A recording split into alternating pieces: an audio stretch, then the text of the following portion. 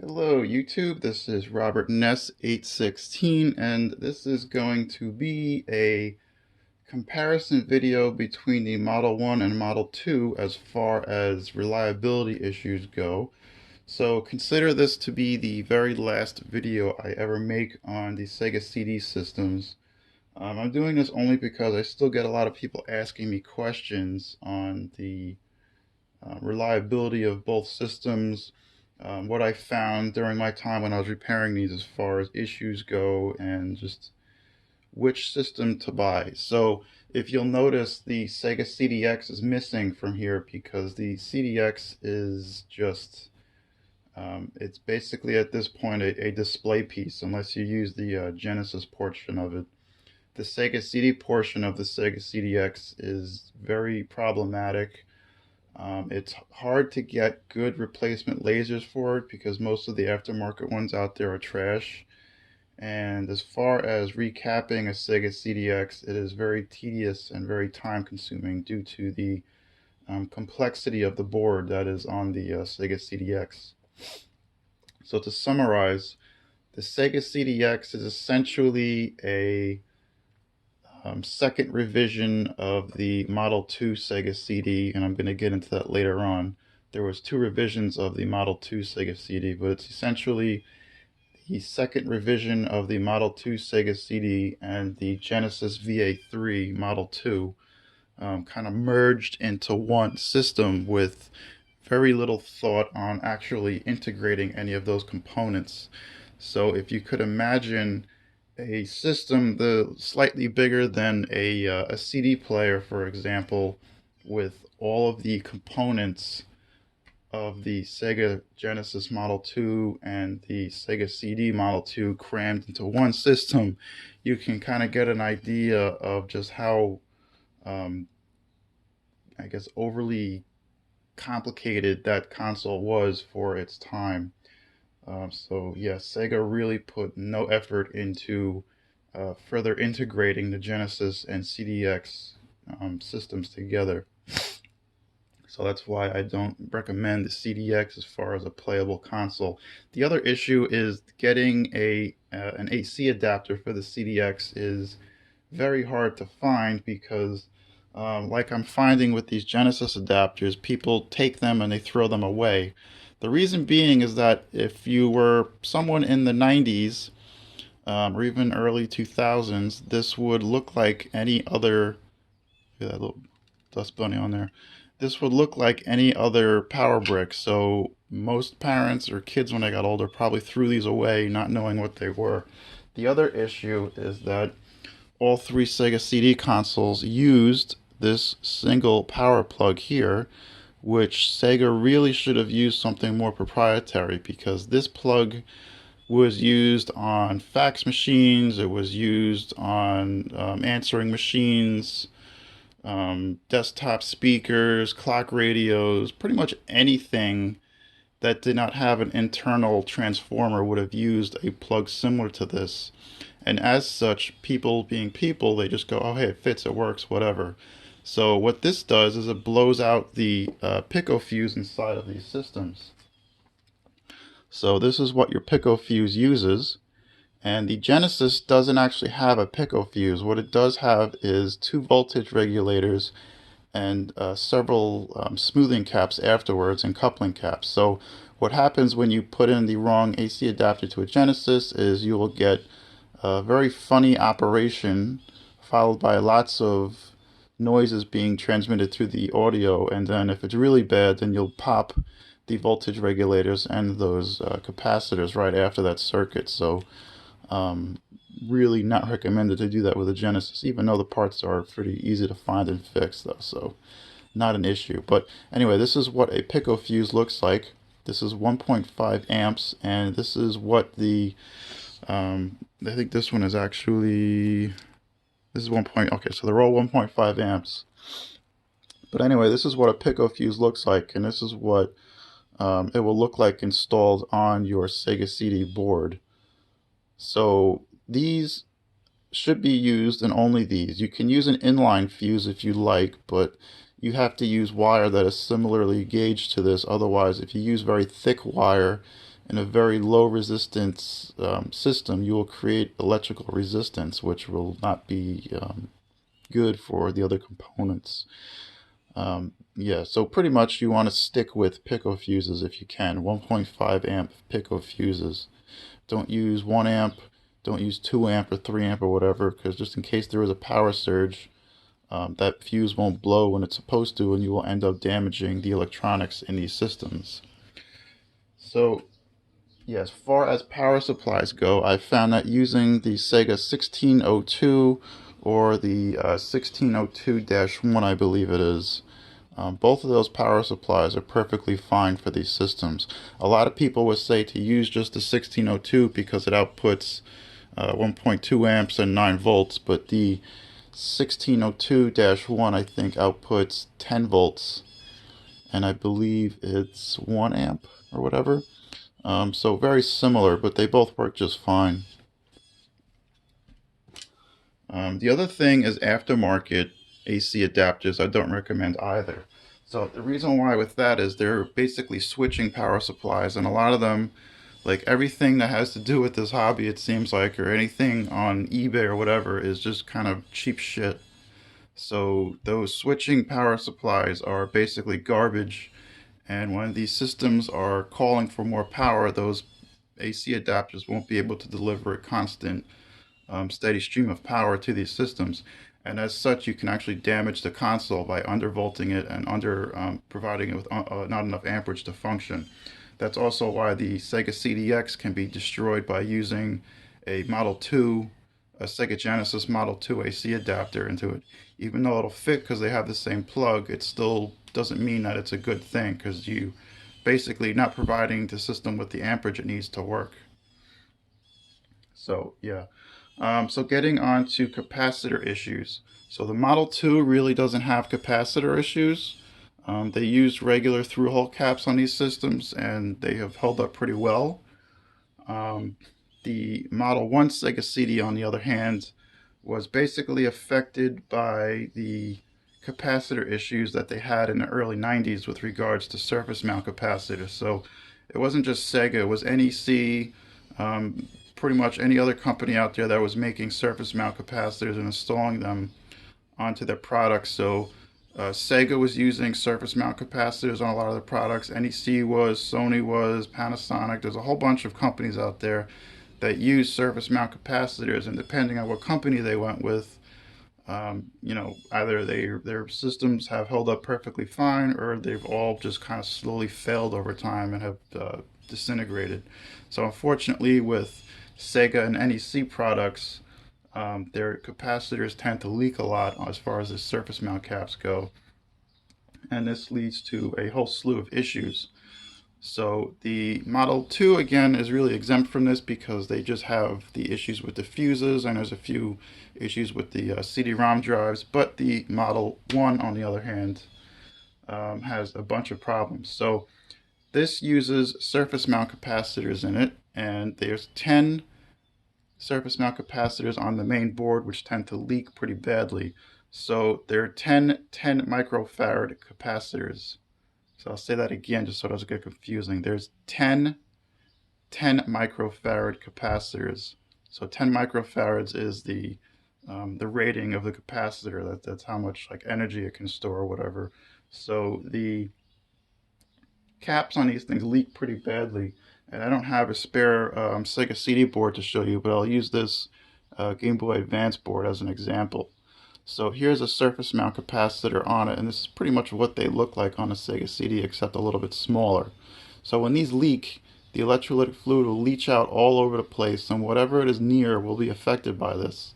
So on a Sega CD, you have a lot of important memory chips, you have the scaling and rotation chips, you have the processor inside of there. There's really just a bunch of things. There's two caps actually by the video RAM that often will get damaged as far as the video RAM chips are concerned. Those two caps are really towards the front of the board right here, and you'll see two long single pin array chips that are your video RAM.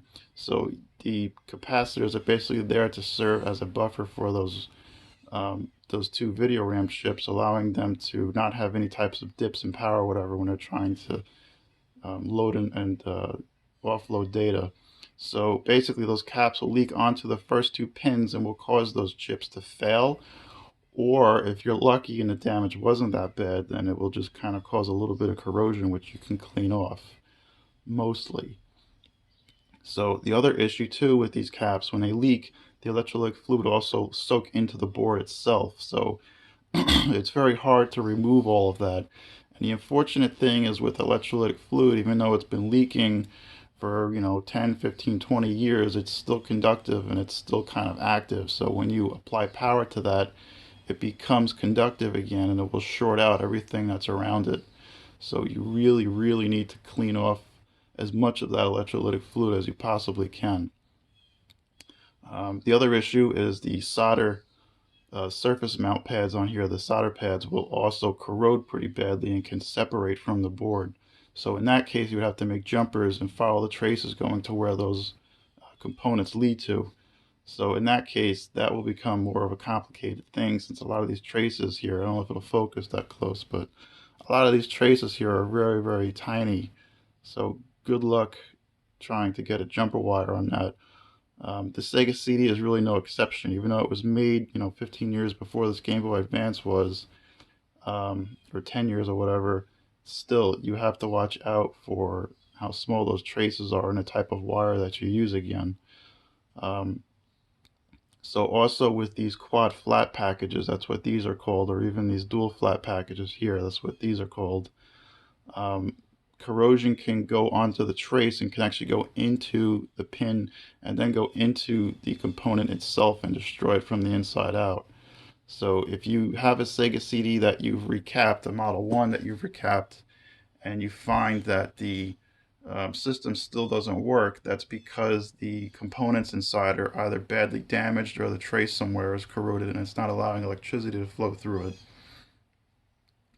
So the other thing too is to make note of the orientation here of the capacitor. So as you can see, there's a plus and minus here on this one. So minus is usually where this black strip is on these surface mount caps, so keep a note of that. So yeah, that's really it with the capacitor issues and the amount of damage that they can do. So the drive on the Model 1 Sega CD, there's two versions. There's a JVC drive and there's a there's a JVC and a Sony drive, I'm sorry, with the Model 1. So the better of the two drives would be your JVC drive because it doesn't have any limiter switches in it that can become tarnished or worn out over time. So what Sony did was they used limiter switches, which if you look at my finger was kind of like this. So when the drive came back, it would push back on the switch and there would be two contacts in here like this. So basically this part is on a hinge, and when a contact comes back, it pushes back here and makes contact with the other piece of metal in there. So what happens is over time, these contacts can either be bent from sitting in the same place for 10, 20 years or whatever, or there can be tarnish that'll form on the surface of the contact. And that can be cleaned off with basically plastic safe contact cleaner by submerging it in there and then kind of working the part back and forth. The other fix can be taking the switch and bending it forward slightly. And even then, at that point, you're kind of living on borrowed time with that because you've just taken metal and you've bent it again. So it kind of weakens it every time you bend that metal. The JVC drives are great because oftentimes they'll just need a new belt. And the belts in these systems are pretty easy to fix because they were made to be taken apart.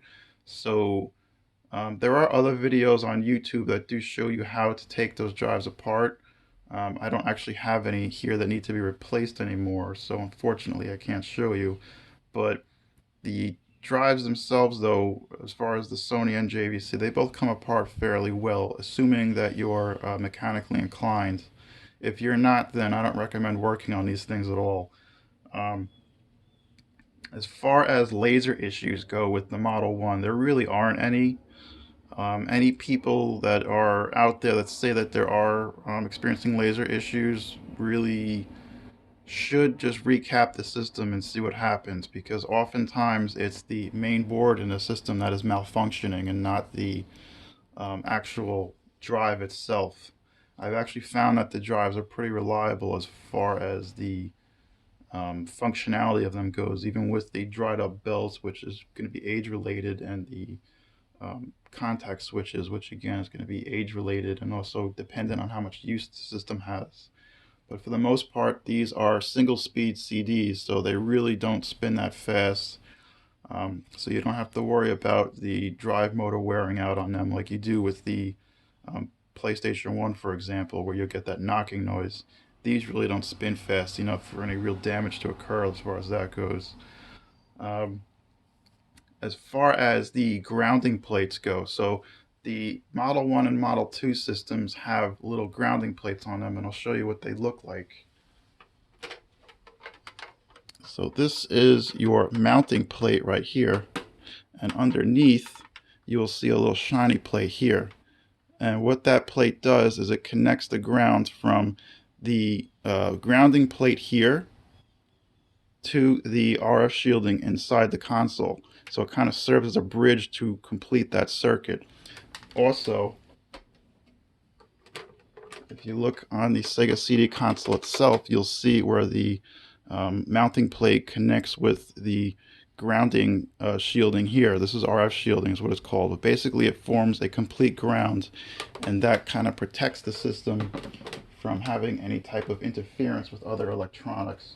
So some systems like your Japanese systems won't actually have that because it wasn't mandated by them at the time, but the American consoles at least have that. So I'll show you the Model 2 now. It's a little bit different as far as its grounding system.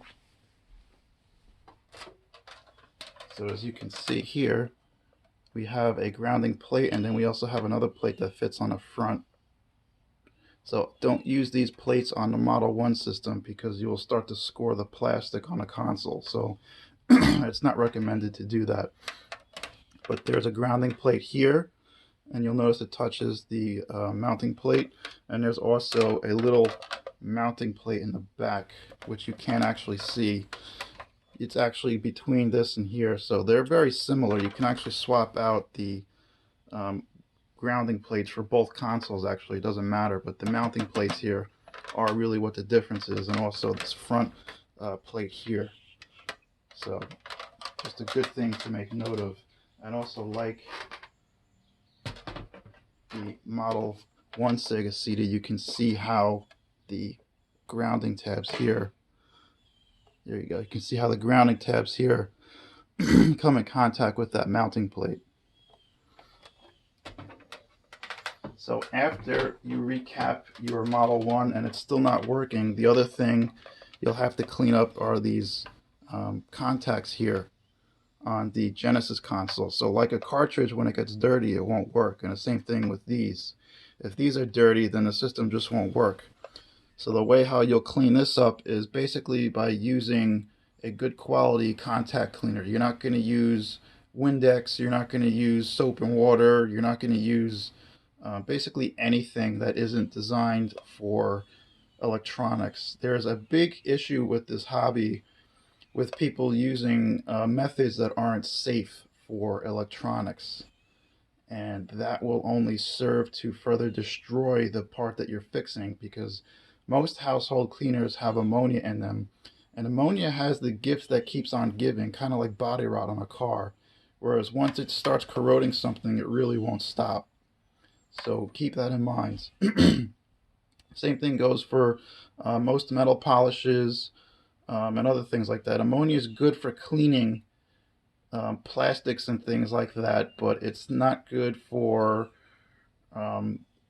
leaving it on the surface. And even if you use like alcohol or whatever, there's still a risk that you can leave some ammonia in a channel or whatever, and it will just kind of form a pit there and continue to destroy the metal that it's in contact with. So always keep that in mind. Use any good plastic safe contact cleaner. Let's see. So as far as the Model 2 goes, same thing applies with it. Make sure you want to keep that little electrical contact area there nice and clean. Then you also want to make sure that the console itself is clean. So what you can do is soak the terminal there in 91% alcohol. You can get a Q-tip and get this all nice and wet here, both sides, soak in a 91% alcohol, and then I basically insert it and remove it a couple of times, and that will help to clean up the socket in the Sega CD console. So let's see, drive issues with the Model 2. So the Model 2 really is a better system than the Model 1 is as far as its simplicity goes, but once you get both of these working, and if you get a Sega CD Model 1 that has a good board that's not destroyed, excuse me, it will be basically just as reliable as a Model 2. But again, the issue is getting it to that point and then finding someone that's actually going to do the right work instead of just doing kind of crappy work, which is all too common with this hobby again. So yeah, I'll try to put this aside for now, and we'll see if I can give you a closer view of the Sega CD Model 2 here. There we go. So I might as well put the Genesis back in. Gotta love that plastic sound, right? So the big issue with the Model 2 that I find is this spindle. So this will be misdiagnosed by a number of things, and it's oftentimes misdiagnosed as a bad laser, when in fact there's actually nothing wrong with the laser itself. So this spindle over time will get pushed down on the drive shaft, and when that happens is you will see that this spindle, instead of being slightly raised up like it is, it will be pushed down, and that will cause the CD to rub on the plastic here, so it will make a very annoying rubbing sound, and you'll hear that. Or it will be just high enough to where it won't rub, but low enough to where the laser can't focus on the disc anymore, so that will give the impression that the laser is bad, when in fact there's nothing wrong with it. So the way that I used to fix this was I would take a small plastic blade and I would actually lift up the spindle little by little, working it from both sides until I got the desired height that I wanted. And what you want is to actually have the spindle slightly above the plastic, if you can see that, if I can even focus on there. So kind of something like that, if you can see it. And most of the time with your Samsung and Sony drives, that will actually fix the issue. Focus, there we go. That will fix the issue, and it will basically make your Sega CD Model 2 work as it should again. Now, after you raise up the spindle, it's very important to take a drop of super glue and put it on the base of that spindle there. And you would do that by putting a drop on a toothpick and basically dabbing it all around the rim of that, and then leaving this cover open. You would just let that crazy glue dry overnight, and that will basically form a seal around it and prevent that spindle from going down in the future again, hopefully.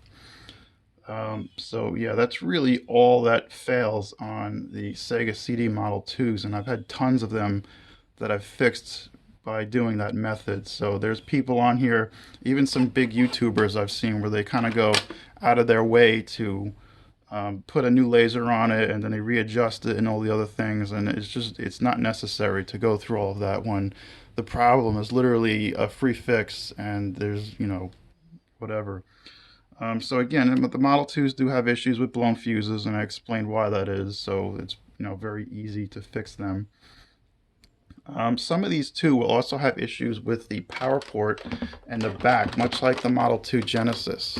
So if you are fixing these, it would be very useful to you to resolder these connections here, and basically you wouldn't be adding more solder. I usually just take flux and I put it on the original solder, and I just kind of resolder it, and that usually holds up just fine.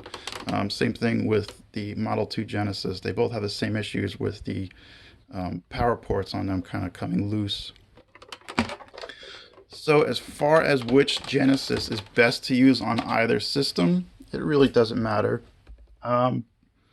If you're using the audio output on the Model 1 or Model 2 Sega CD, they both have far superior audio circuitry than what the Genesis console has, actually.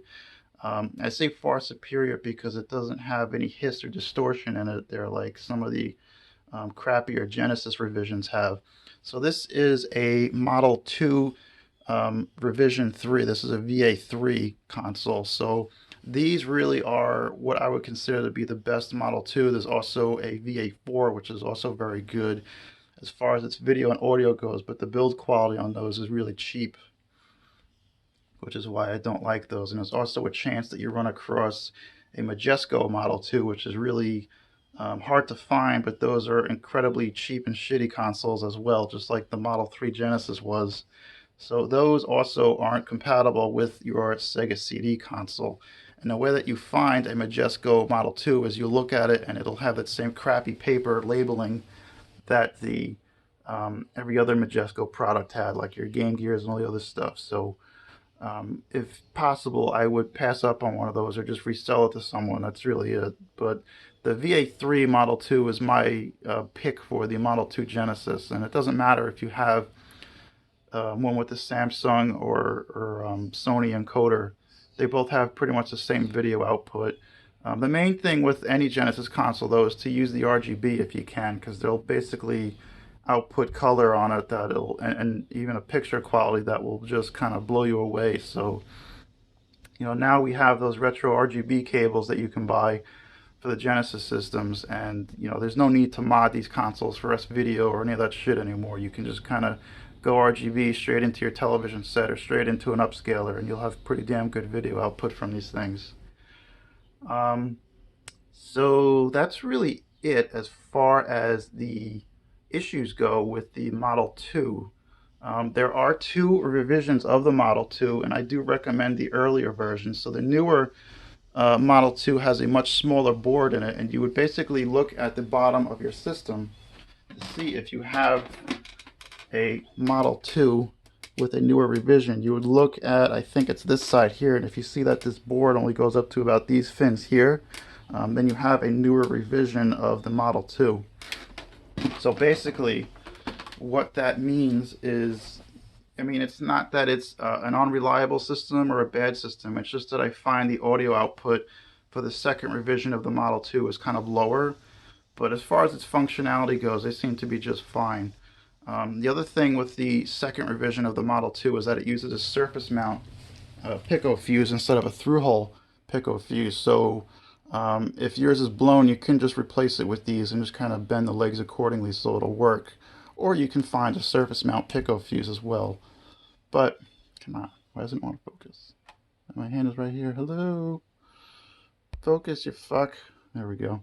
So basically, I'm trying to turn off my autofocus here, sorry. So anyway, the second revision of the Model 2 isn't bad. It's not crappy or anything like that. It just has a lower audio output from the first revision of the Model 2. Let's see, lastly, if there's anything. Oh, so the batteries in these things. So the Sega CD consoles, the Model 1 and the Model 2, both use a rechargeable button battery, which I'll put in the description since I can't remember which one it was. I think it's a 2016 or 1616 rechargeable button cell.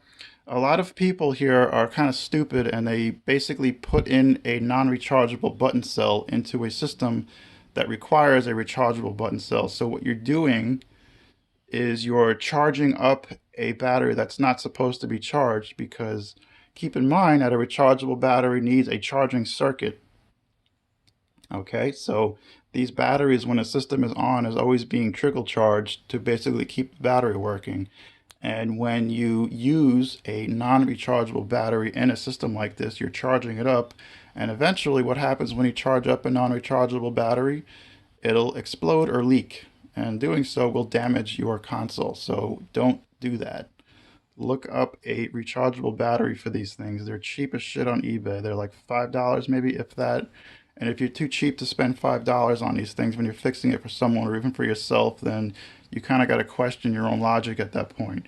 Even if you spent $10 on a system or something like that, it would behoove you to put a little money into something so you fix it the right way instead of being, stupid and just going about it cheap. Because otherwise you're just asking for more issues down the line.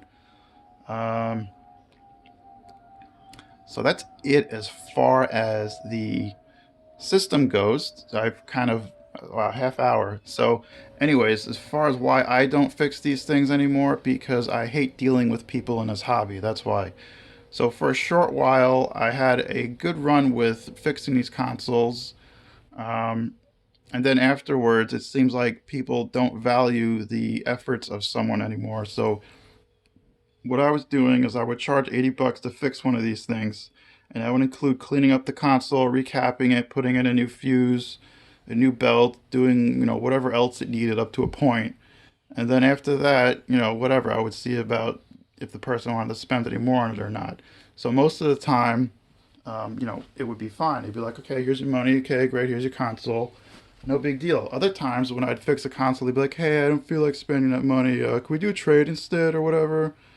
And at that point, it would turn into a sour condition. And if the person was stupid and they had something of more value than what the labor was that I would trade, then I guess I would do it and I would sell it. But at that point, I just came in here for a service and that was it. I would have other people where they would just flake out on me and they wouldn't even pay me at all, and then I'd be left with a system.